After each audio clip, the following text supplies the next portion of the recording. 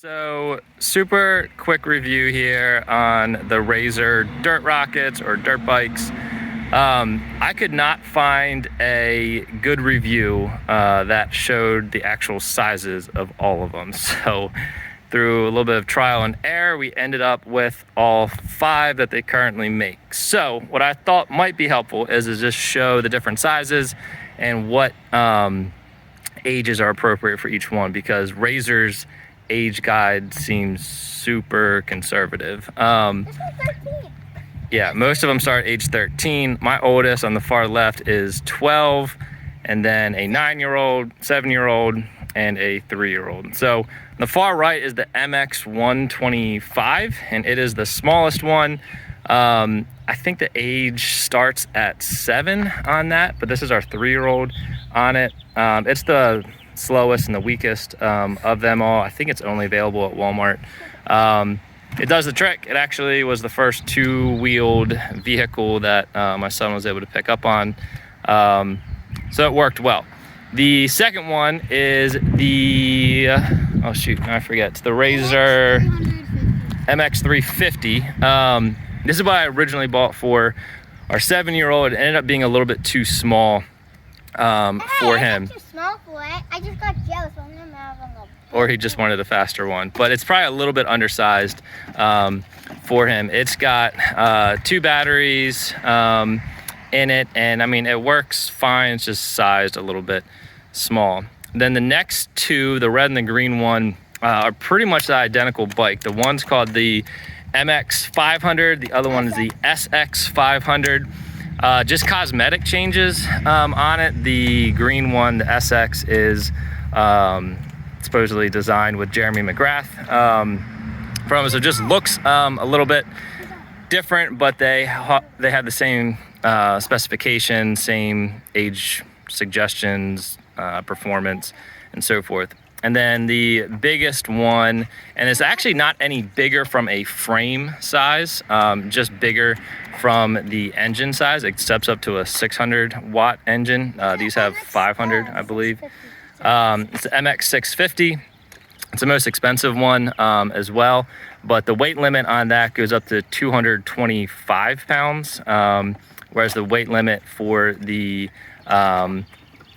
mid-range is the SX and the MX500. I think the weight limit is 170. Does that sound right, guys? 175.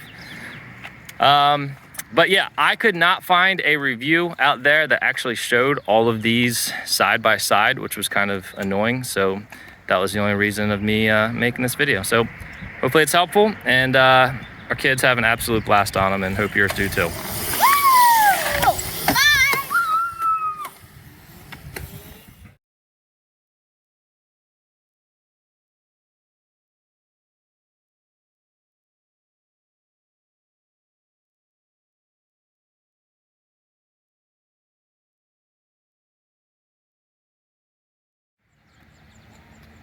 All right, so this is what it looks like with everyone riding. We have a 12-year-old, a 9-year-old, a 7-year-old, and a 3-year-old, and we ran out of kids to ride the blue one. So, just give you a little visual of what it looked like them doing it. All right, guys, go ahead.